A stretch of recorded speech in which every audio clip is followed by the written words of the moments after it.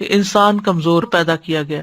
وَخُلِقَ الْإِنسَانُ ضَعِيفًا، اس کو تکبر زیب ہی نہیں دیتا کہ وہ جھوٹ موٹ بڑا بن کے رہے.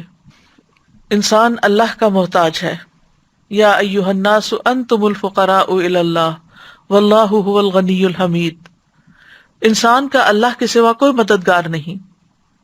وما لکم من دون اللہ من ولی ولا نصیر، تمہارے لیے اللہ کے سوا نہ کوئی دوست ہے نہ کوئی مددگار. پھر یہ کہ وَلِلَّهِ مُلْكُ السَّمَاوَاتِ وَالْأَرْضِ وَاللَّهُ عَلَى كُلِّ شَيْءٍ قَدِيرٌ.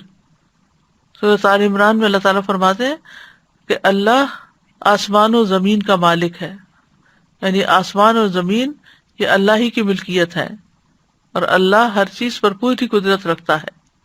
پھر اسی طرح بھلائی پہنچانے اور تکلیف ہٹانے پر اللہ قادر ہے، یہ بھی ہمارا یقین ہونا چاہیے.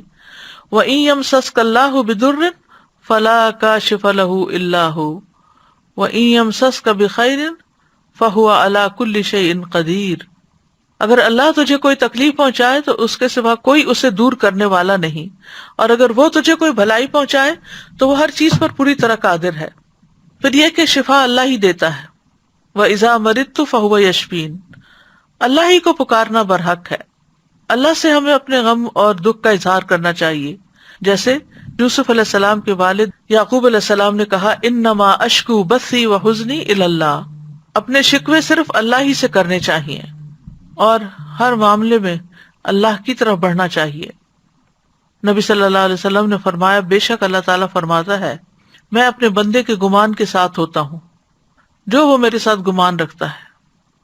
جب وہ مجھے یاد کرتا ہے میں اس کے ساتھ ہوتا ہوں، اور اگر وہ مجھے اپنے دل میں یاد کرے تو میں بھی اسے اپنے دل میں یاد کرتا ہوں.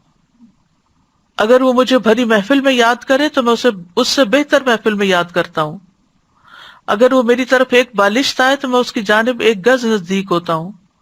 اگر وہ مجھ سے ایک گز قریب ہو تو میں اس سے 2 گز قریب ہوتا ہوں. اگر وہ میری طرف چلتا ہوا آئے تو میں دوڑتا ہوا اس کے پاس جاتا ہوں. یعنی اس کا مطلب کیا ہے؟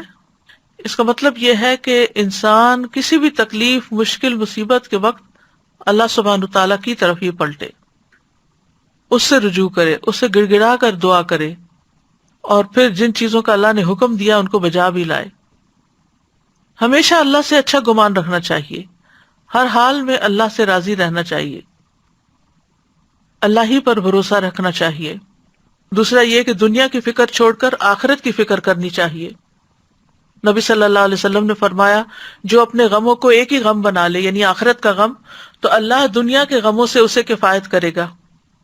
حدیث میں یہ آتا ہے جس شخص کا مقصد اور اس کی حرص دنیا ہو وہی اس کا ہدف بن جائے اور اسی کی نیت وہ کرتا ہو تو اللہ تعالیٰ اس کی آنکھوں کے سامنے اس کا فقر و فاقہ کر دیتے ہیں، اس پر اس کے معاملات بکھیر دیتے ہیں، اور اس کو اس سے اتنا ہی ملتا ہے جو اس کے لیے لکھ دیا گیا ہو.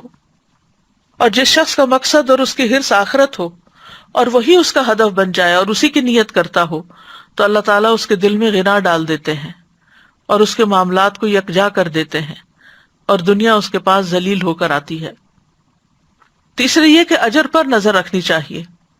نبی صلی اللہ علیہ وسلم نے فرمایا مومن مرد اور عورت پر جسمانی یا مالی یا اولاد کی طرف سے مستقل پریشانیاں آتی رہتی ہیں، یہاں تک کہ جب وہ اللہ سے ملتا ہے تو اس کا ایک گناہ بھی باقی نہیں رہتا. ایک اور حدیث میں آتا ہے کہ جتنی بڑی مصیبت ہوگی اتنا ہی بڑا اجر ہوگا، اور جب اللہ کسی قوم سے محبت کرتا ہے تو اس کو آزمائش میں مبتلا کر دیتا ہے. پھر یہ کہ مومن کے لیے ہر غم، تکلیف اور ڈپریشن بھی باعث اجر ہوتا ہے. نبی صلی اللہ علیہ وسلم نے فرمایا کسی مومن آدمی کے پاس جب کوئی تکلیف یا ایذا، بیماری یا رنج، یہاں تک کہ اگر اسے کوئی فکر ہی ہو تو اس سے اس کے گناہوں کا کفارہ کر دیا جاتا ہے. پھر اسی طرح آپ نے فرمایا کہ مسلمان کو جو بھی تکلیف پہنچتی ہے تو وہ اس کے گناہوں کا کفارہ ہو جاتی ہے، یہاں تک کہ چوٹ بھی اسے لگتی ہے یا اسے کوئی کانٹا بھی چبھتا ہے تو وہ بھی اس کے گناہوں کا کفارہ ہو جاتا ہے. چوتھی بات ہے مثبت مشغولیت اپنائی جائے، اچھے کام میں مصروف ہوں.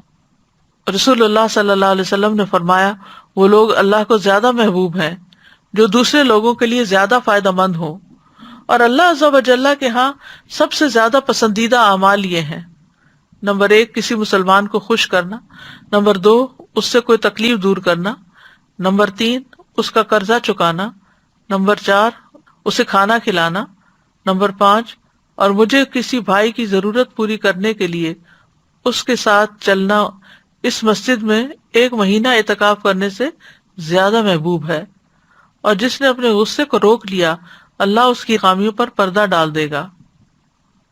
پھر دوسروں کی پریشانیاں حل کرنے سے انسان کی اپنی پریشانیاں دور ہوتی ہیں۔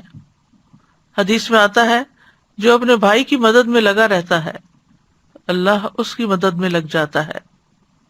5ویں چیز ہے کثرت سے اللہ کا ذکر کرنا، کیونکہ اللہ کے ذکر سے دلوں کو اطمینان ملتا ہے، غم دکھ پریشانیاں دور ہوتی ہیں۔ اللہ کا ذکر زندگی دیتا ہے، ذکر سے قوت ملتی ہے۔ اللہ کا ذکر پریشانی سے نجات کا باعث بنتا ہے، شیطانی حملوں سے بچاؤ کا مضبوط قلعہ ہے۔ ذکر کے کچھ فائدے امام ابن قیم نے اپنی کتاب الوابل الصیب میں کیے ہیں۔ نمبر 1 یہ شیطان کو بھگا دیتا ہے، اس کا قلع کما کرتا ہے، اس کی قوت کو توڑ دیتا ہے۔ نمبر 2 یہ رحمان عز و جل کو راضی کرتا ہے۔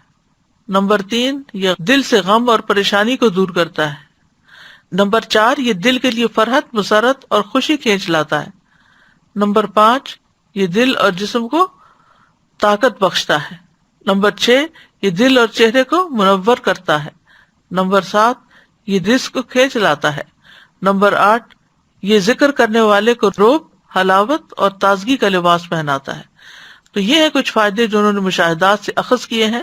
اس سے یہ پتہ چلتا ہے کہ پریشانیوں میں انسان کو اللہ ہی کی طرف رجوع کر کے اللہ ہی کے ذکر کی کثرت کرنی چاہیے، اور پھر نماز سے بھی مدد حاصل کی جائے، کیونکہ نماز سے مدد لینے سے خوف اور غم دور ہو جاتے ہیں۔ نماز اللہ سبحانہ وتعالیٰ کے قریب ہونے کا بہترین ذریعہ ہے۔ غم اور پریشانی میں نماز کا سہارا لینا چاہیے۔ نمازوں کی حفاظت کرنے سے اللہ کی حفاظت ملتی ہے، خصوصاً فجر کی نماز کی حفاظت کرنے والا اللہ کی حفاظت میں ہوتا ہے۔ چاشت کی 4 رکعات پڑھنا دن بھر کے لیے کافی ہو جاتی ہیں۔ 7ویں چیز اس سے بڑی مصیبت کو یاد کرنا، یعنی جب کوئی مصیبت آئے تو سوچیں کہ اس سے بڑی بھی آ سکتی تھی، تو دل میں شکر پیدا ہوگا، اور جو شکر ادا کرتا ہے اللہ تعالیٰ اس کی نعمت کو محفوظ رکھتے ہیں اور اس کو اس سے بھی بہتر عطا کرتے ہیں۔ پھر یہ کہ اپنے سے نیچے والوں کو دیکھا جائے، انبیاء کی آزمائشوں تکلیفوں کے بارے میں جانا جائے، تاکہ ہمیں اپنی تکلیفیں بہت بڑی نہ لگیں۔